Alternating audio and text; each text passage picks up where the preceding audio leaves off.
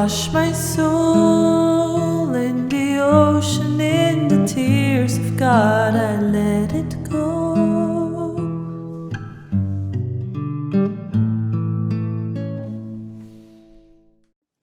Virgo Sun, Moon, or Rising, July 2020. Wow, the final eclipse in your fifth house. For the last 2 years, you've been having eclipses in your 11th and 5th houses. Though sometimes it can give problems with love relationships or with friends and kind of fated events, sometimes quite stressful. But this is the last eclipse in your fifth house, guys. And, after that, it's kind of you're starting on a clean slate, and it's starting from the start of the month. It's on the 5th, but the whole month this eclipse is being felt. Plus Saturn is coming back to your 5th house again. Here it is. It was in your 6th. It's coming back to the 5th for the next 6 months till the end of the year. To the next 5 months, sorry. So some unfinished business you have to complete in regards to your love life. You might again reconnect with someone from the past, to maybe have like a resolution, a closure over the next few months. But you're doing some deep cleaning. Saturn is the cleaner, the organizer in your heart, the 5th house. In regards to who do you allow into your life? Who do you allow, romantically? You might be, it's the final chance you can really decide who is worth your affection, who is worth your attention, who is worth your warmth, and almost like, and Jupiter is there, so it's allowing you to open to let someone into your heart, while Saturn is telling you, don't forget all the walls and all the rules that you built for yourself, that you're not gonna, who you allow in. So cautiously you can let in someone into your life romantically over the next few months, starting from July already. There is a big focus. Plus Saturn and Jupiter together in this 5th house, they can manifest falling in love, because both planets of manifestation in the same sign. They can manifest falling in love, but gradually. They can, with someone decent this time.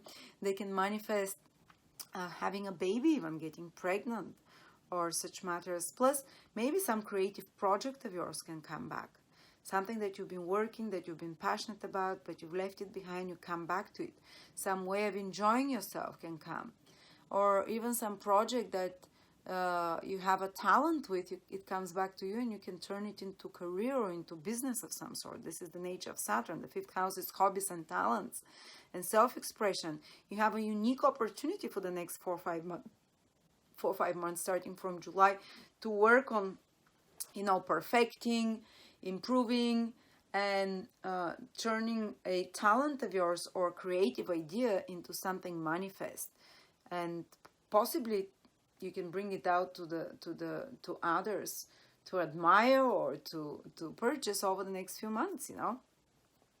But it's kind of like some hard work. You're expecting to complete some creative project starting from July, to really focus on restructuring how you have fun as well. Maybe some limitations a little bit. Sometimes, it can mean like limiting how much you party or go out or drink, or removing unhealthy ways of enjoying yourself, or restricting a little bit your fun time as well, so you can complete something more important, which is Saturn. Might be work or something long. So basically postponing the immediate pleasure for a pleasure for something good in the long term. This is the right way to express it. Postponing immediate pleasure for something good in the long term.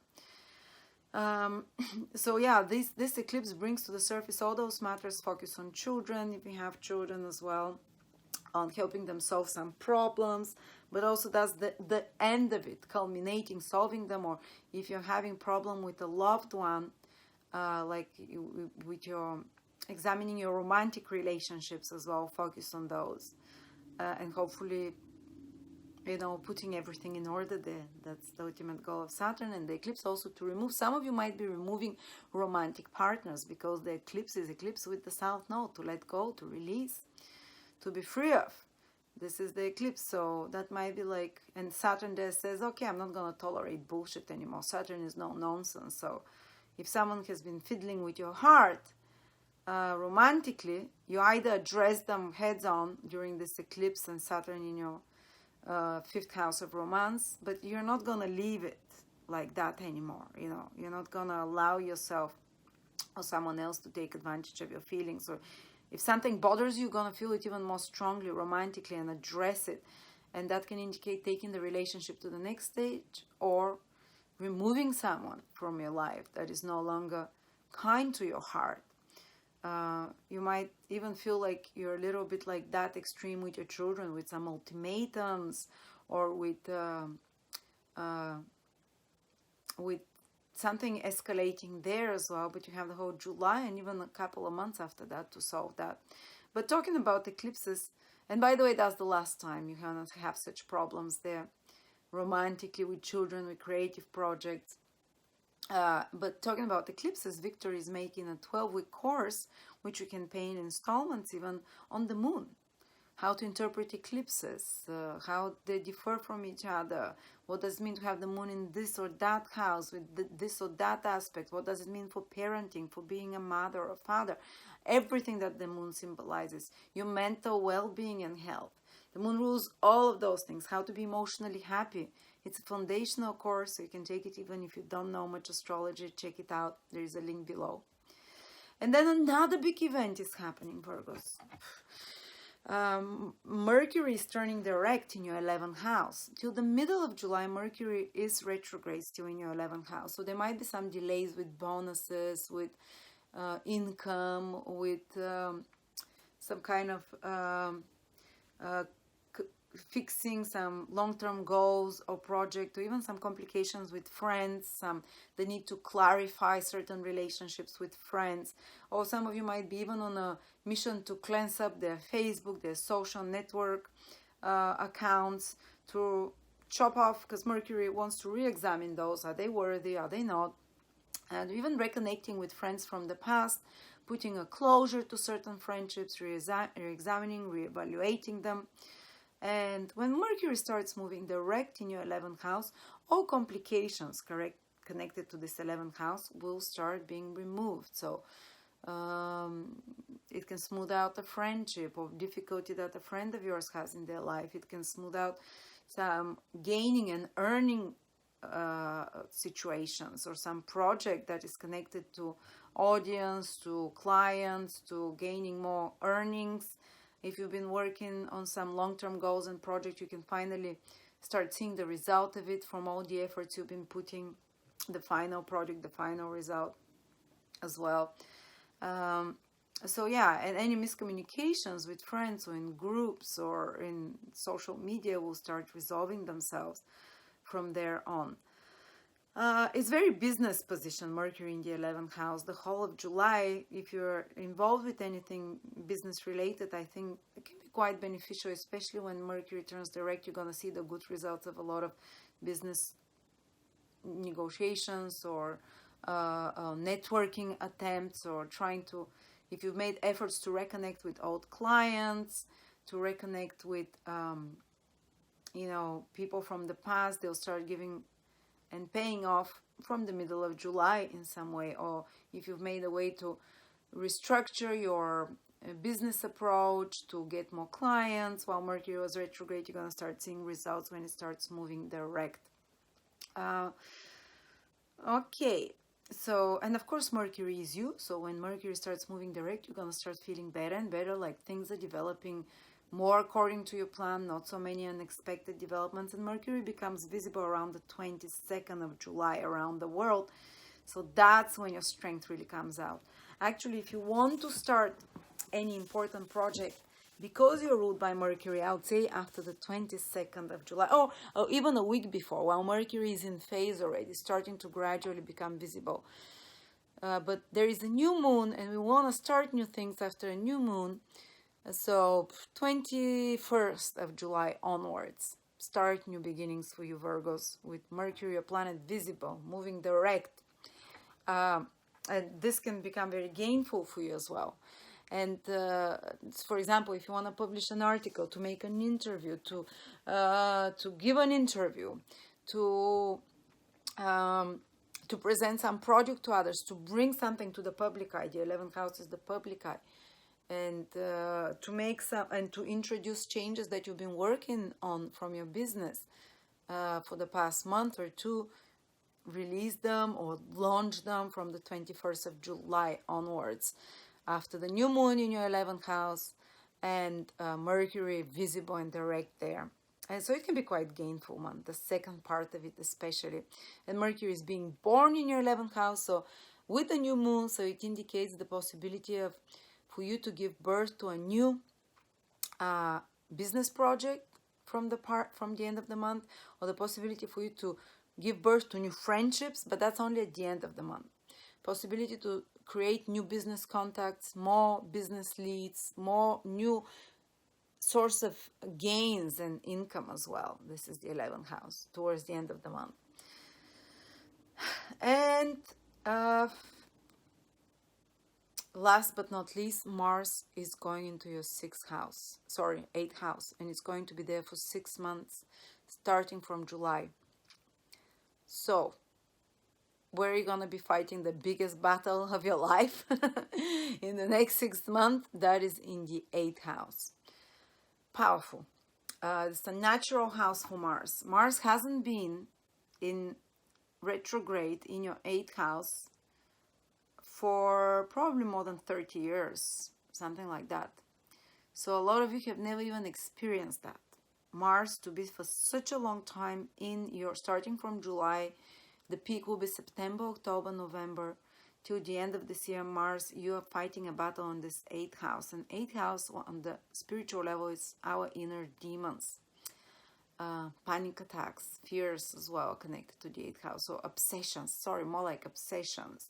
So you might be fighting, or you might actually develop a very powerful obsession towards something, which gives you concentrated efforts. But you'll be able also, it's very psychological house, over the next few months, possibly with a peak in the autumn, to have a breakthrough psychologically through some trauma.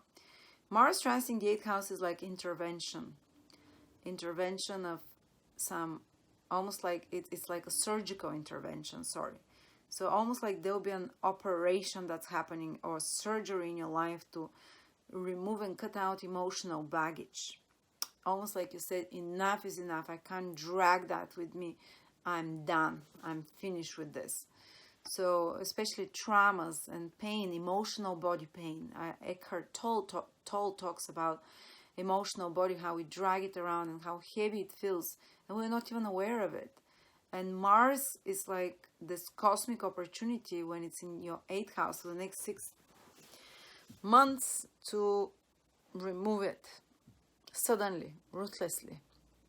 On the material level, you have to be more careful, especially starting from September with your finances. But actually now you can initiate some, again, because Mars is still direct, you can initiate some financial activities which are connected with taxes, insurances, inheritances, or mutual resources, stock market as well, that you can have a breakthrough with. But it's gonna get complicated in the middle of the Mars state there. It's gonna get stressful. You have to be less risky when it comes September, October, and November. But for now, you can initiate with force activities, new initiatives connected to mutual resources, to clients' resources, to maybe some fight might have to happen for you, fighting for someone else's resources. In extreme cases, this can mean a fight at alimony to receive from husband or a wife for mutual resources, fighting with something, or if you've put your money somewhere in, for example, let's say you've put your money in some fund, pension fund, or mutual resource fund, or some stocks, I would advise you to be very careful, especially before September comes. If you are able to make some advance or some gains with that, try to maybe really become cautious after that, because they can be unpredictable losses that happen in any activities connected to this 8th house. Eventually you can win the battle, but that's only towards the end of the year, when Mars has turned direct and is moving forward. But there might be also in your personal life some fight over resources with partners, with finances, or your partner might be going through some stressful time. Maybe they're initiating some new activities already from July in regards to increase their financial stability, their financial,